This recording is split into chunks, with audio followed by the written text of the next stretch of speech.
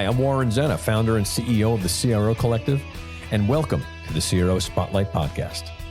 This show is focused exclusively on the success of Chief Revenue Officers. Each week, we have an open, frank, and free-form conversation with top experts in the revenue space about the CRO role and its critical impact on B2B businesses. This podcast is the place to be for CROs, sales and marketing leaders who aspire to become CROs, and founders who are looking to appoint a CRO or want to support their CRO to succeed. Thanks for listening. Now let's go mix it up. It's Philippe, correct? Philippe, yeah. Where are you from? What's your French? I'm originally Dutch from the Netherlands, but nice. Very French name. Yeah. Yeah, very nice. Well, welcome, and really, it's you. great to have you here. You're the Chief Revenue Officer of Airbase. Now, how big is Airbase? How big of a company is it? Yeah, we have about 400 people in the company. Okay. We are Series B, 16 countries around the world. But Okay. yeah. Okay. And if you don't mind, just give me a little brief overview of what your customers are, who you serve, what you do for them, so to speak. Yeah, so we are a modern procure-to-pay platform that works for people in the office of the CFO. And we allow companies to consolidate all their spend from a company in one platform. And so we work a lot with accountants, controllers, and since a year also with procurement people. And they all tend to roll up into the office of the CFO.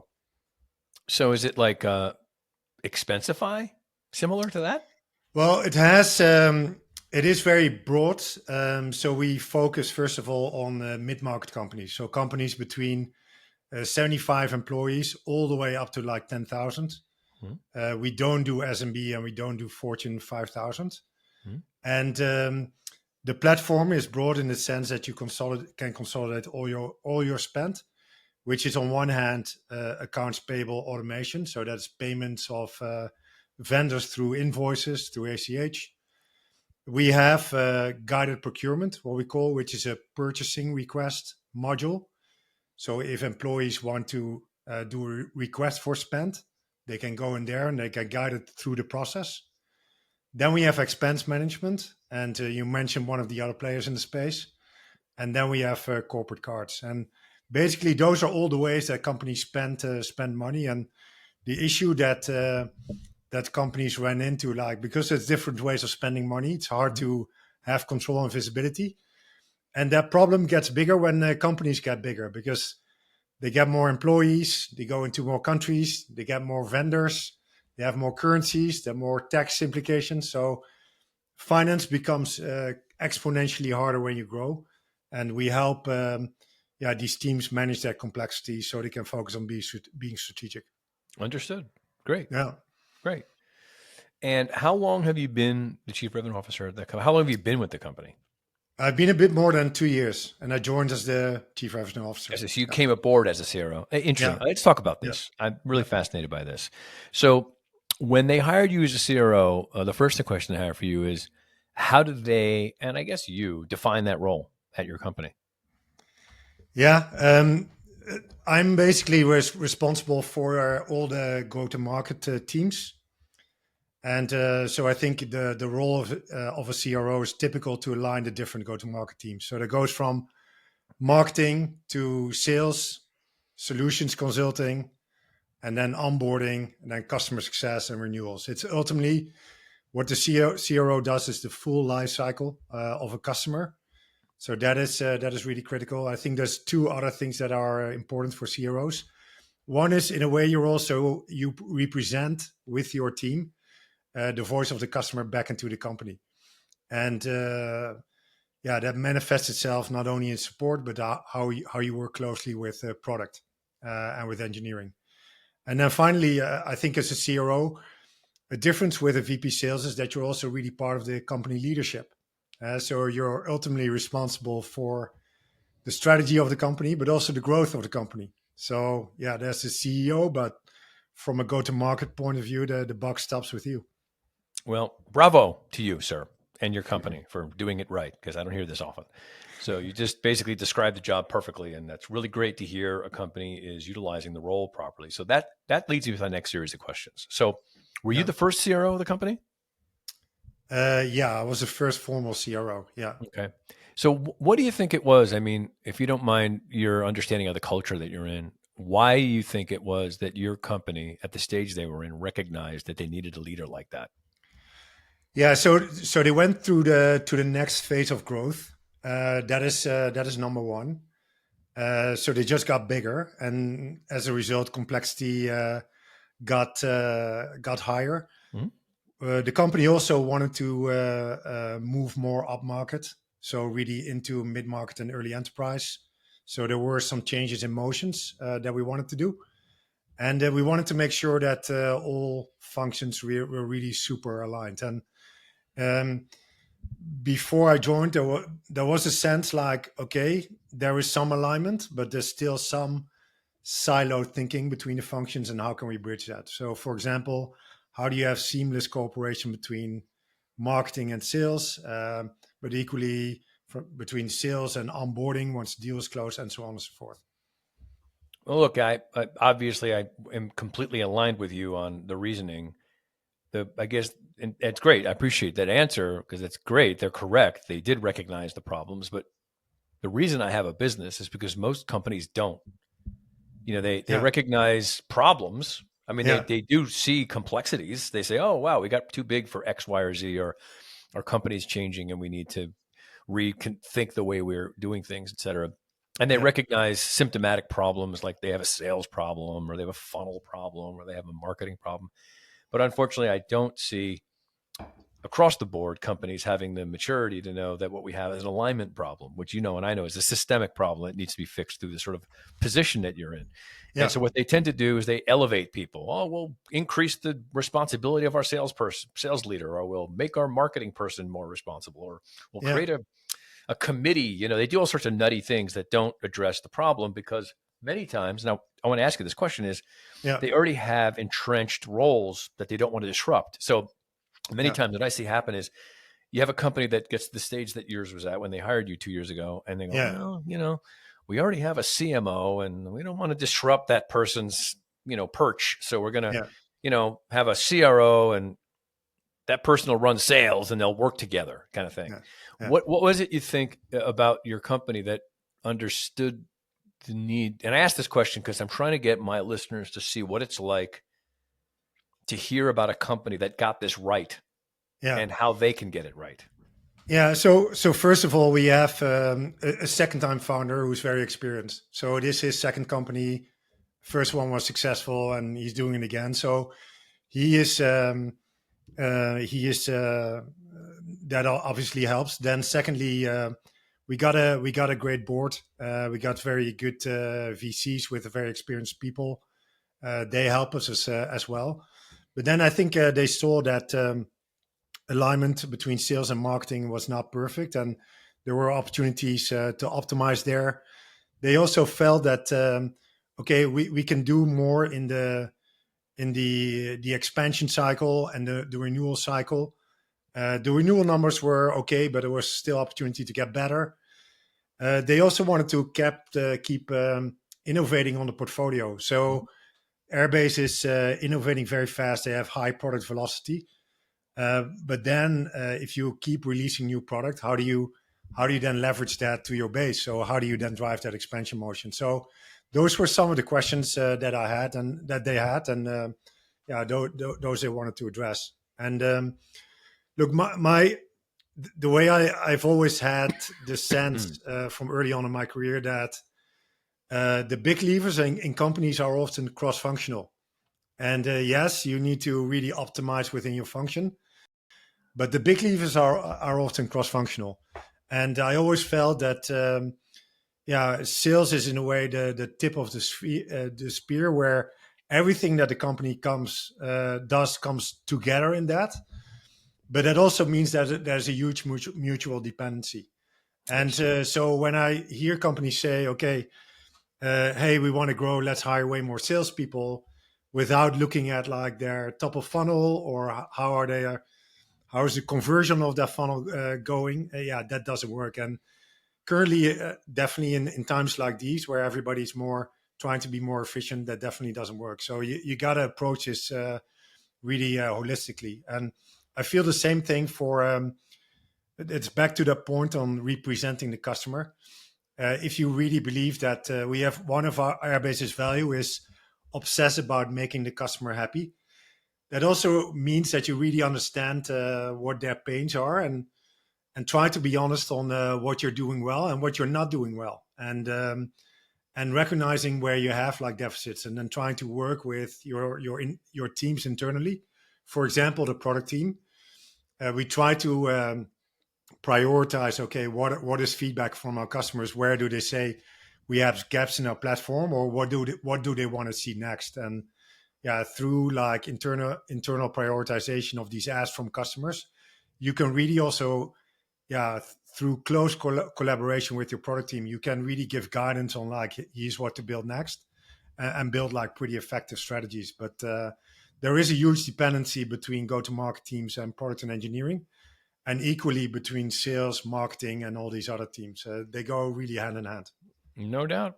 We're on the same page. I just probably have a conversation like this maybe once a quarter. Yeah. Where I'd speak to somebody who gets this and is working like this. I mean, in a way, strangely, I don't want to say this sounds a little opportunistic, but thank God, because that's why I have a business. But the reality is that I really do want to change this. I do see a future, frankly, not too far off, frankly, where companies all operate the way you're talking about. They come to this realization sooner, not after having made a bunch of mistakes and figuring it out the hard way, which happens most of the time. Most of the time when clients get to the point where they figure this out, it's because they tried it their own way 3 or 4 times and it didn't work, and they finally get it together. In your case, it sounds like you had leadership that got this, understood this, and built the company this way. And I tout this frequently when I speak to my clients, who most of them are chief revenue officers like yourself, that, the role is intended to be deployed the way you're being deployed.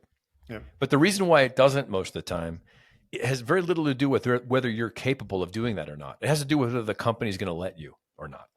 Because most of the time they won't. Most of the time what happens is they have the CRO run the sales organization. Because like you said, they're obsessed with the sales organization. Understandably, it's where the money comes in.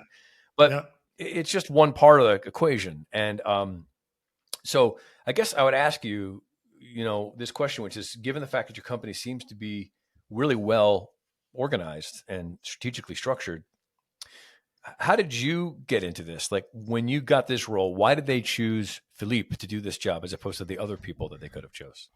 Yeah. So I guess I was lucky early in my career, but I always had this mindset.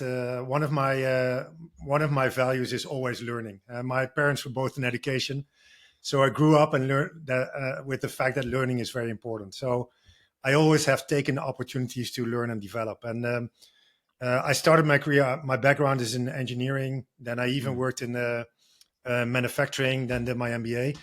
But then I joined Dell a long time ago, and I was lucky enough to do a bunch of different roles. I did, for example, my first role there was FP&A, and FP&A, financial planning and analysis, gives you a great understanding of like how companies operate, how they look at financial plans. And I tell you, this is a skill that I use as a CRO every day, because ultimately you need to translate your financial plan into like a commercial plan. You need to understand like how your reps are ramping, about capacity, attrition, all of these things. So that's one thing. Then in Dell, they actually moved me later on to like a marketing role, and which was one of the harder transitions. And why did they do that? You think? Why did they do that? They had a need, and they had a need in marketing. They thought I could do it, and later in my career, actually, I went to sales and then back to marketing. And the reason that they moved me later to I led marketing for large enterprise for Europe. I had 125 marketeers. The reason that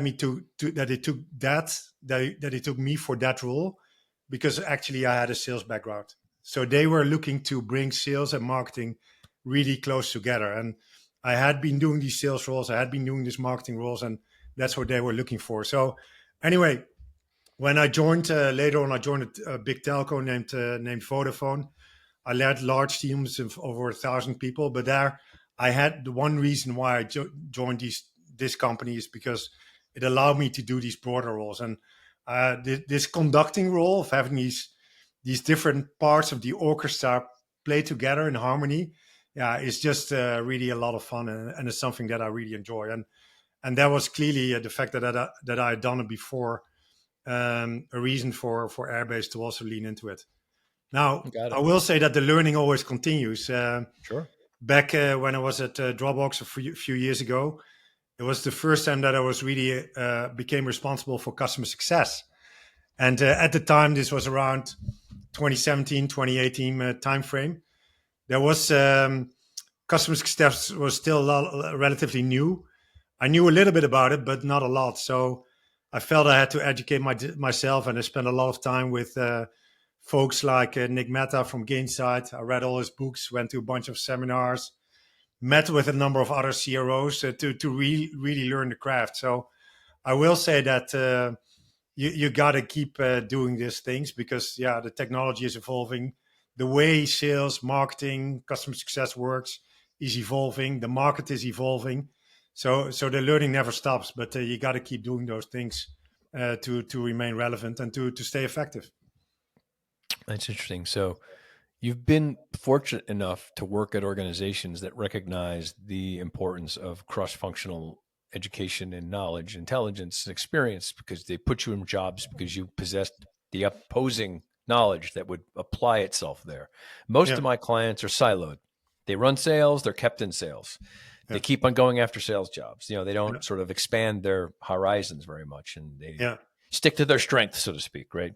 So, so it sounds like it's a combination of companies that recognize cross-functional competencies, and you, who's you're kind of a learning person. You want to try new things, and you're competent at doing a lot of things.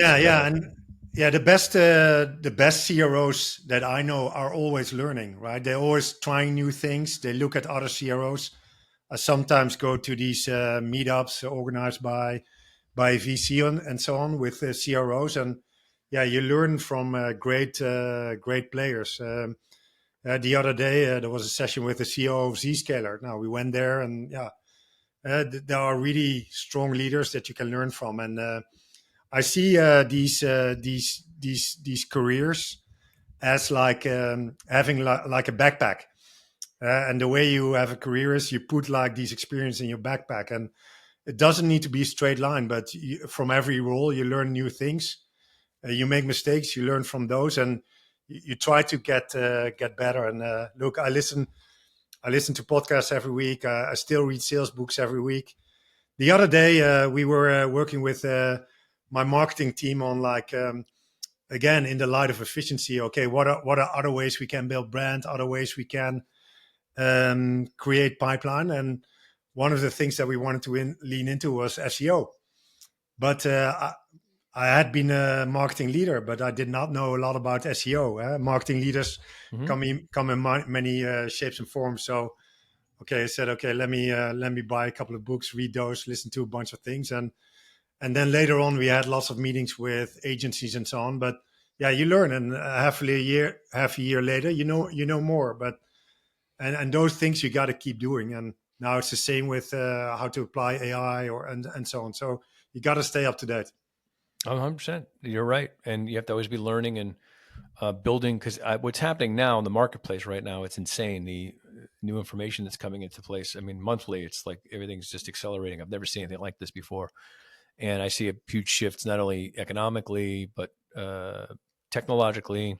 Even, management is changing the way that they're running things.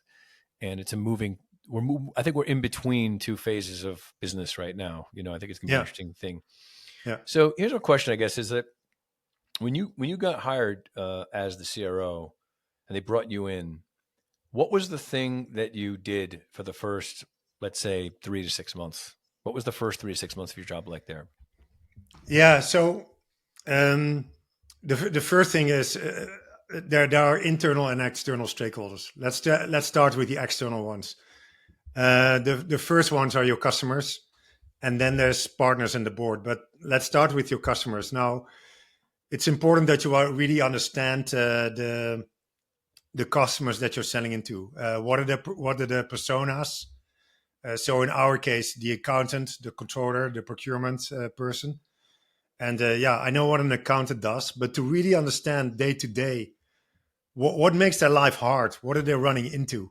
And I'll give you an example. A few weeks ago, I was chatting to a customer, and this is one of the things I learned. Customers tend to have to pay and process thousands of invoices per month. So can you imagine that you're at home and you need to process like 5 of these stacks of like invoices every month, huge stacks, and they cannot be double payment, they cannot be fraudulent invoices, and then ultimately everything has to reconcile. Now, when you really spend time with accountants and how they do that and how they close their books, I was chatting to a customer the other day, and there was this lady in the conference, and she said, "Yeah, my team of 3 processes 10,000 invoices every month, and it's so painful. It's so manual. We're afraid to make mistakes. Yeah, there's got to be a better way." And yeah, once you really go deep on understanding their pains, then you start to understand what also your company is about and what you're trying to solve for. Or procurement people that said, "Okay, we would like people to follow the process, but they don't because the tools are so hard to use," and things like that. So I think spending a lot of time with customers is important. It's also important for your team. I believe that sales teams want to see that the CRO also leads from the front, takes calls, or the customer success team when a customer is unhappy. That happens, right? So you got to support your team and show up and listen to the customers why they are not happy, and I think that is important. Then the on the internal side, it starts with like diagnosing your team. Do you have the right leaders in place? Do they understand their roles and responsibilities? And then I always say that you're part of 2 teams, and that links to the previous discussion that we had. Is you have your own team, but then spending a lot of time with product, with engineering, with finance, with legal, the CEO, obviously, that is all important. So having regular one-on-ones and being aligned with the CEO, the CFO, and all these others is like critical. How did the organization prepare the company for your role? So they knew what the hell you did and who this guy is and how we report to him and how do we support him and what disruptions is this person going to make and things. And how do they do that? Yeah, they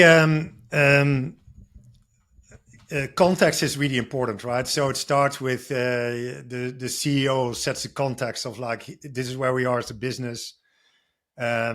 Here's what we need to do next, and this is why we're making the change. So start with why, explaining the why for the change, and putting that in the context of the company is really important. And in Airbase's case, it was really the next stage of growth that was really important, and the importance of bringing these having these functions play together.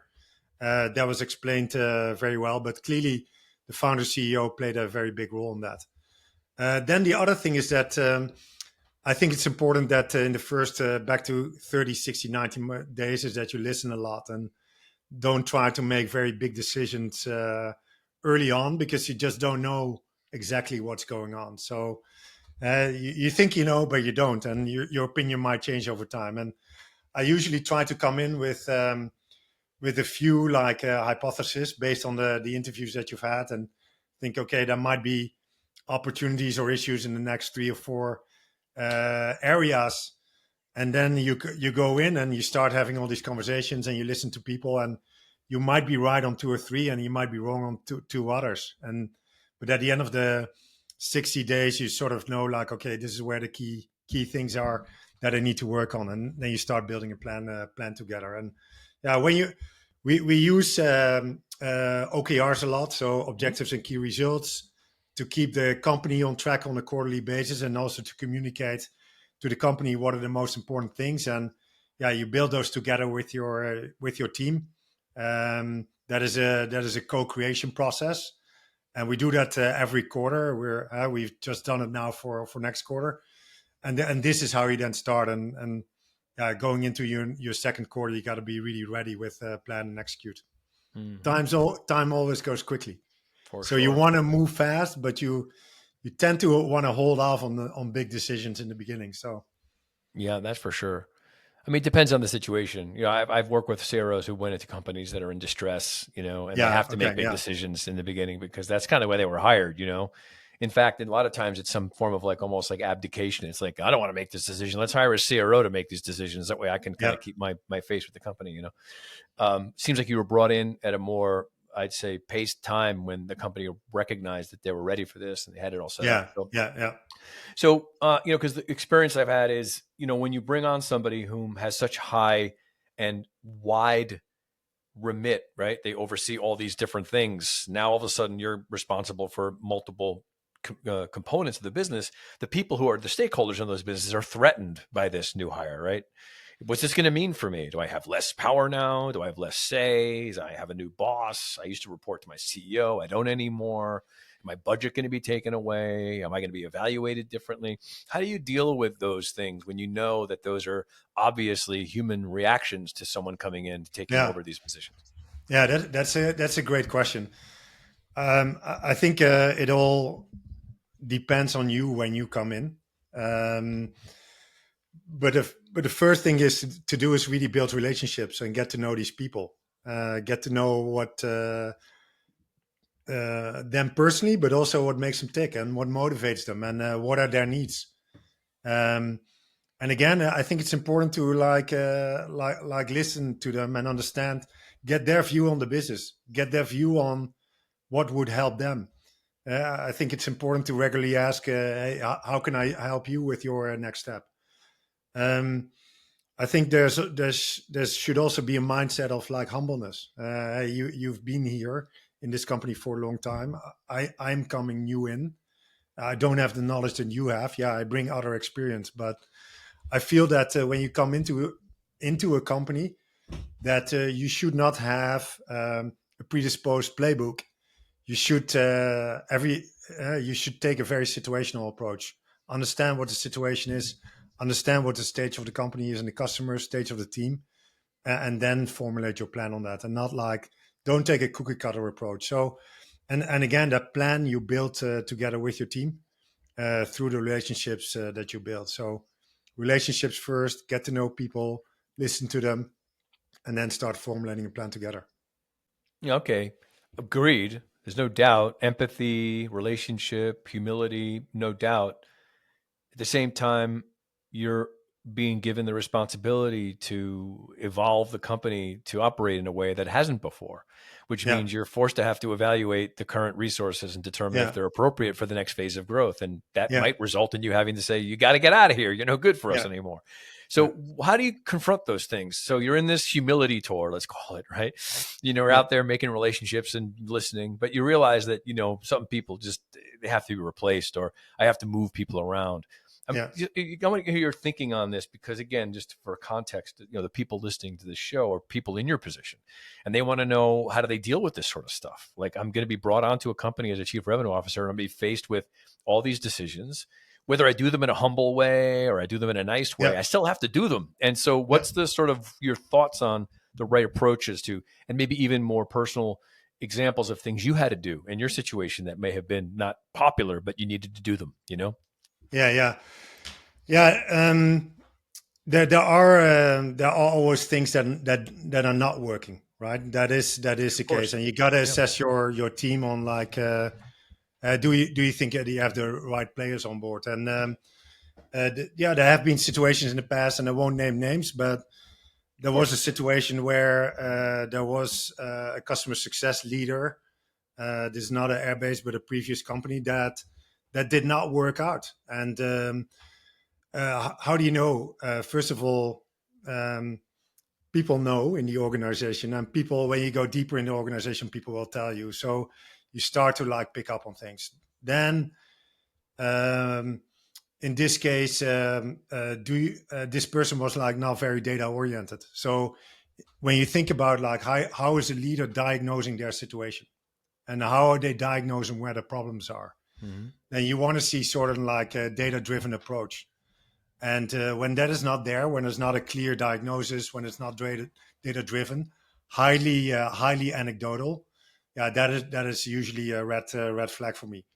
And then, you gotta pretty early on also like give clear feedback on what the expectations are and what your goals are. And if someone then doesn't make it, then you gotta have these candid discussions with them. And I think it's then important to be candid and try to help the person get to a better place.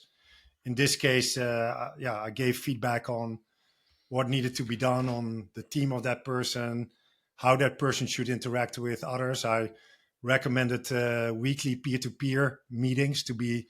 There was also an alignment issue with peers.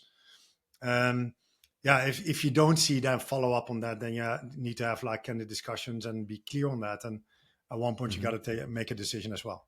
That is part of it. When I say you got to listen a lot in the beginning, after that, there's also time where you have to be very decisive. You got to act. You got to be decisive. No question. Yeah. I think. Yeah, and I believe that. Look, when you have set your strategy, then strategy is also about resource allocation, and that means that sometimes most companies don't have like unlimited resource, so you sometimes have to cut or take like open roles away or even existing roles away and reallocate that to other parts. So I've seen situations where the ratio of solution consultants to AEs was too low. Okay, how do you then find that headcount? And I think those are questions that CROs also often get. Like, okay, where are you going to focus and where are you going to free up resource to reallocate it to other parts of the business? I think that's an important question as well. But then you got to be decisive. Yes. So you mentioned data-driven decisions and substantiating reasoning and providing evidence for making decisions. I agree. I think it's a combination, of course, between data and gut. I mean, some good leaders have a good sense of things, right? Yeah. But when you first came into your company, you mentioned that the reason you were brought in was because your CEO recognized that there was some, split or a misalignment between things, which I think is an inevitable reality that you get to a point where you need to fix that. How did you, what tools and resources did you use? And if you don't mind, what sort of process you use to create alignment? Like, how did you make an assessment and how long did it take? And what process did you use to do that? Yeah. Okay, great. So first of all, we have, as a CRO, when you have your team meetings, your leadership team, I like to have I will have the different players at the table. So marketing, product marketing, sales, consulting, they have a seat at the table. So there is a dialogue happening very regularly at the leadership team level. I also do a people leads meeting where you have the second level of leaders. They are getting together and they are meeting. So that's one thing. Then I think you can do a lot through the OKR process. So one of the things, for example, that I'll give you like one or two examples. At one point we saw in Airbase, we wanted to change our sales motion. We have this platform. It has 4 modules in it. And in a few years ago, we were trying to always sell the complete platform, which is a bigger digital transformation. We then did win-loss analysis and we looked at a number of deals and we said, okay, it's probably better to sell product by product or module by module. In other words, to change our motion to a land and expand motion. Okay. Now that's easier said than done, but it has a lot of like implications. And the implications are that, your product needs to be ready to do that. So that's a dependency on product. But also your pricing and packaging need to be able to do that. Now, so we worked with product marketing. Product marketing was in my team to also change pricing and packaging to modularize it. Now, that's also good. But then you need to align the incentives for your salespeople. Because if you tell to your salespeople, hey, I want to do a land and expand motion, they go like, okay, as an AE, I'm responsible for new business sales. So if you let me do the land only, then I'm only going to do small deals. So why would I buy into this? Now, this is then an example that is very cross-functional. So we said, okay, once you win a new logo, you can keep that logo for 12 months.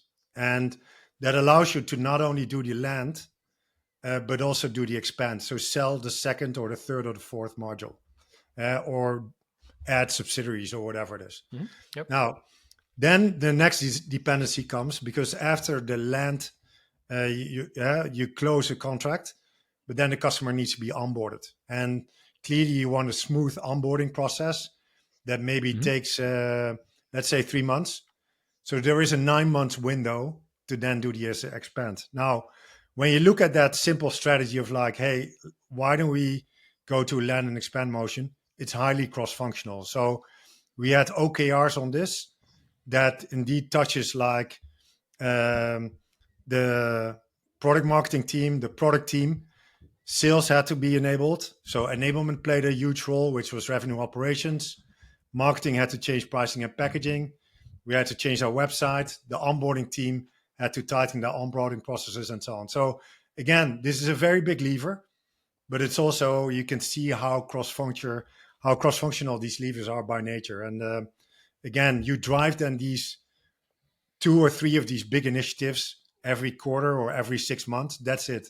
But those are the big needle movers that drive your company forward and that drive growth. Yeah, it's great. I love this analysis. And you laid out what I think is sort of like a process analysis, right? Like how to incentivize people and plug them into a new go-to-market strategy.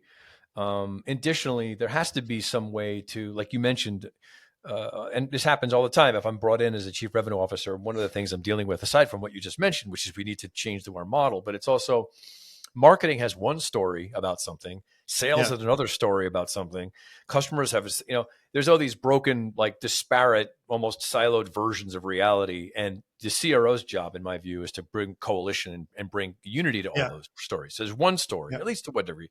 So how do you do that? I mean, I know I have a business model where we do this for companies. We actually do this. We call it CRO readiness. But as a CRO, what was your approach to creating data truth? And how did you go through the process of assessing each person's version and then building the right version? How did you go through that? I'm curious to know. Yeah, I'll give you 2 examples. One is on the alignment with go-to-market and product and engineering. We did a couple of things there. First of all, we established a customer advisory board. And we did that with key customers that really can know the industry and know also our product. So, and a customer advisory board, although we were hosting it, is not for me or not for go-to-market. It's really, I see that as an opportunity for product and engineering to test their hypothesis on the product strategy and to even get direct feedback on the product experience. So that's one thing.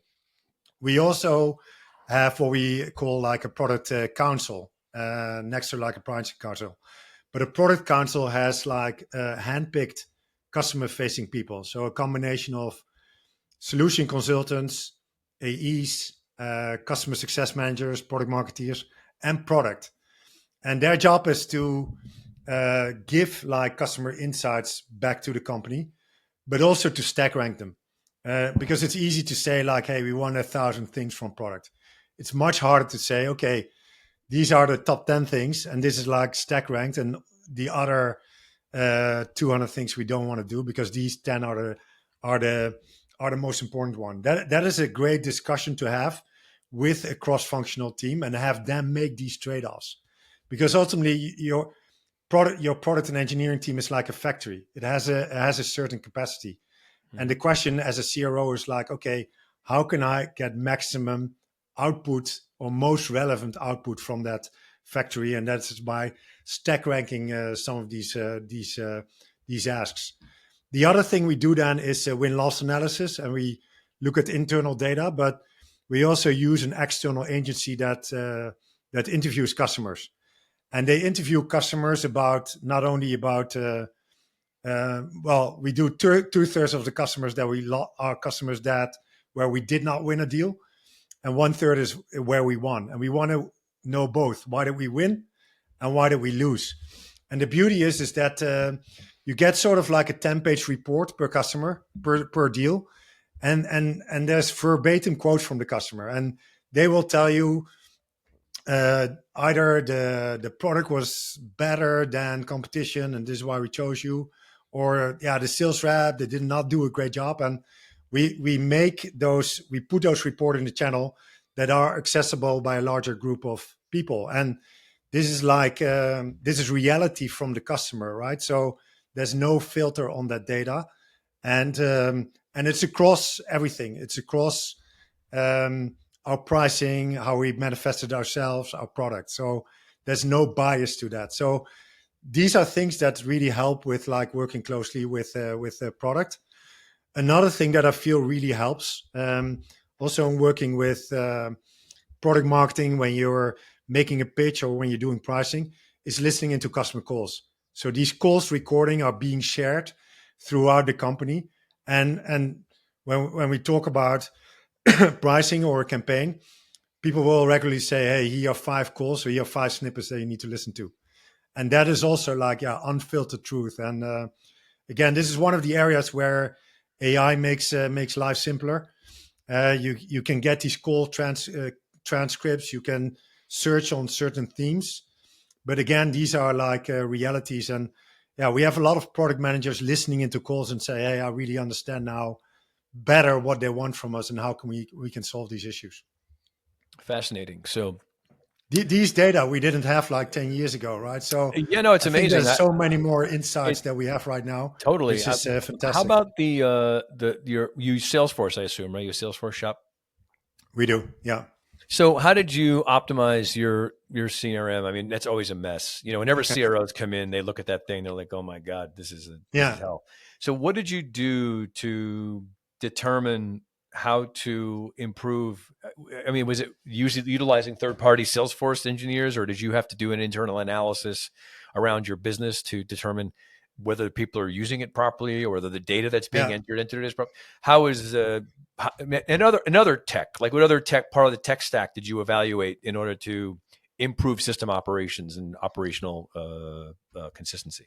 Yeah, so the implementation of our Salesforce was okay, but there was a lot of opportunity to improve the data. Okay. Now, we have a small but mighty internal RevOps team, and we have been investing in that as well, because I think the tech stack is really important. But one of the things that that we wanted to do was do the following. We cleaned up our sales process and sales stages. And we said, okay, as part of having a consistent sales motion, we use some form of medic. So we look at champion, economic buyer, Okay. Mm-hmm. things like that. But we cleaned up our sales stages. We defined exit criteria per stage. And then one of the big things that we had to do is clean up fields. There were way too many fields in Salesforce that were not used. There were like 7 industry fields. And we said, okay, what are the things that are critical for us? And if we want AEs to fill out these fields, then we have to explain why we want that, how we're going to use the data. But we also got to make Salesforce then easier to use. So, and a big part of that is getting rid of everything you do not need. And that tends to be a lot. And that's a multi-quarter approach. We did a lot of other things in our tech stack.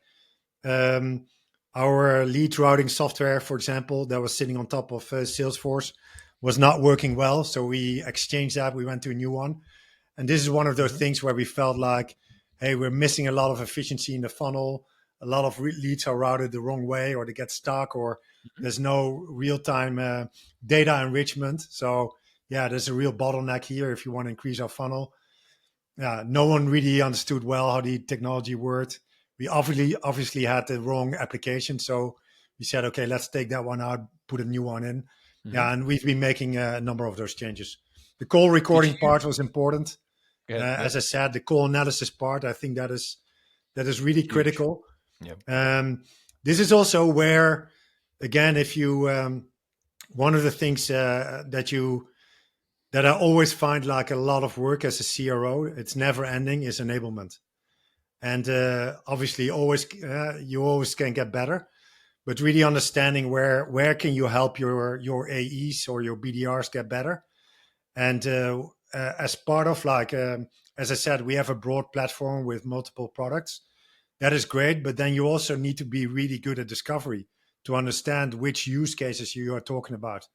So we overhauled our discovery training, and we really doubled down. We even had a KR on that for a quarter, And we said, okay, let's first do a baseline how every rep is doing discovery. Then we said, okay, this is what we want the standard to be. And now we're going to train everybody. And then they had to do certification with enablement. Then they had to do certifications with their managers. And the ones who didn't make it, they had to do it again.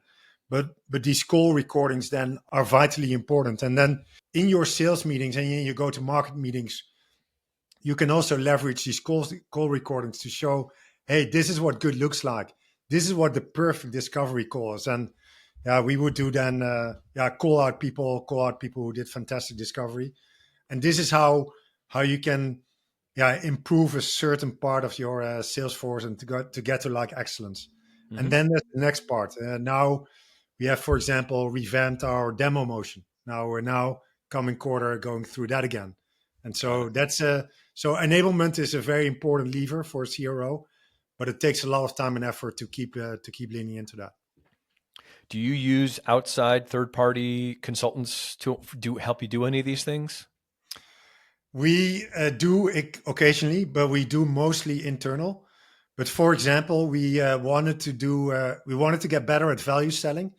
So we had an ROI calculator built by a third party that also interviewed customers and tried to get objective metrics on the value that we deliver. And then it had to be built in the calculator and a deck that was easy to use. So that's where we use a third party. But most of the training we will do internally. In the past, I've used like medic training and so on. But yeah, you can do it as an enhancement. But your enablement is a core function of every go-to-market function. Sure. And your core you can never outsource. So you always need to have a core team as well. For sure. So I guess the last couple of questions for you.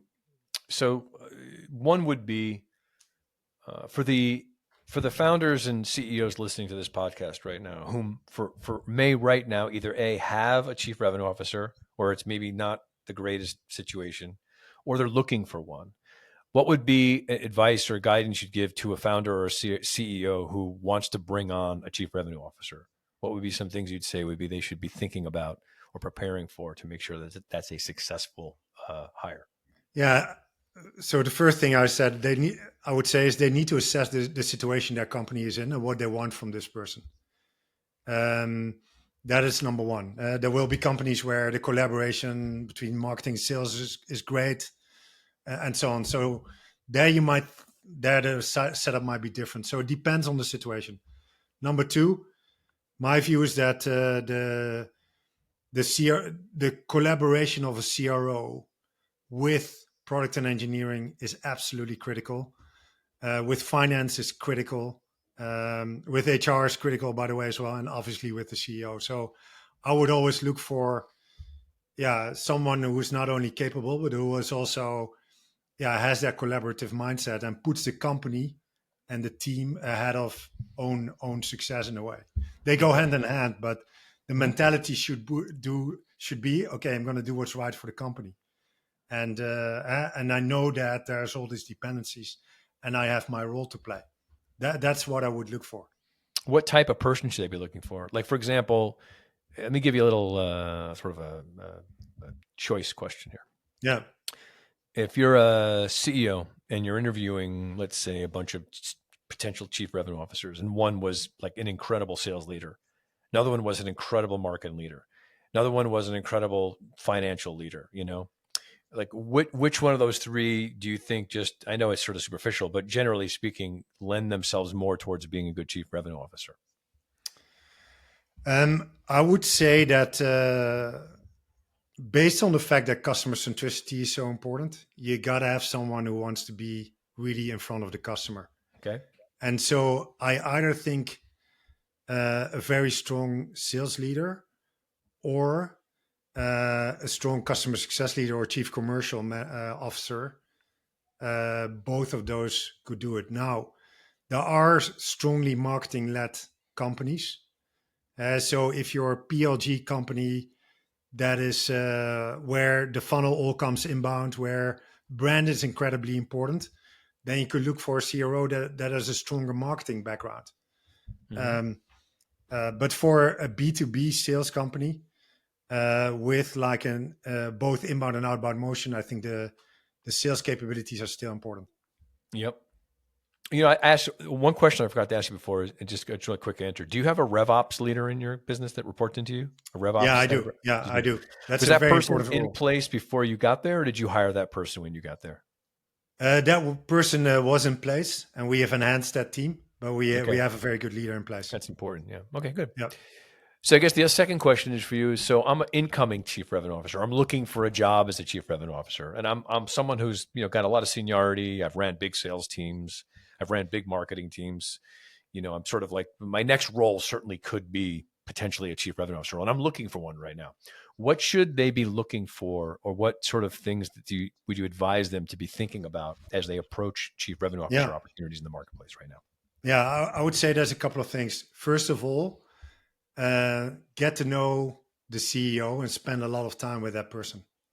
It's important that you have that there's trust with the CEO. There will be good times, but also harder things that you will need to work out. There's always like things that you need to do together. So I think a capable CEO with great values, I think that is incredibly important. The second thing is look at the TAM in the industry. Is the market big enough? Is it how attractive is the industry? Take the VC view on that.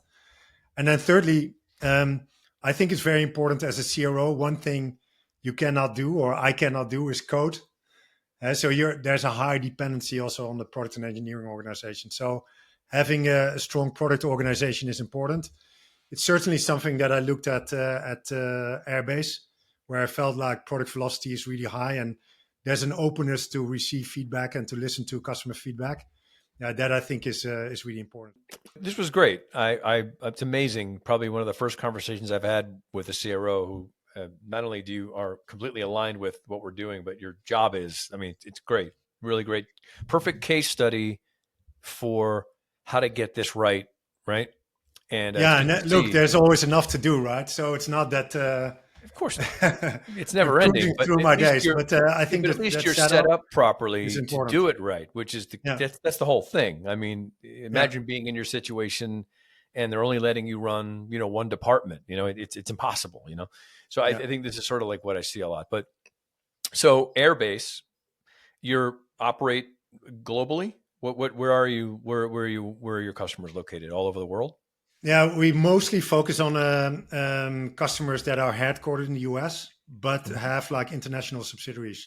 Mm-hmm. As I said, when you have customers of like 1,000, 2,000 people, they tend to have subsidiaries all over the world. So we have customers with big subsidiaries in India, in the UK, Europe, Asia, and so on. So we serve those. Mm-hmm. And it's Airbase. We do 200. We do payments in 200 currencies. Okay. So really for these customers across the world. And So it's airbase.io, correct? Airbase.io, yeah. Okay. Well, Philippe, this was a great conversation. Thank you so much for the time. I think that people get a lot out of this, and they see what it feels like, what it looks like when it's done properly. So thank you for being here and for your sharing your experience and your expertise in the role. Yeah, Warren, and thanks to you as well, and thanks for what you're doing for the CRO community. I think they can really benefit from things like what you are doing. So I appreciate it. Thanks for having me. Thank you for the support. And we'll see. We've got a lot of way to go, but we're getting there. We're getting there for sure.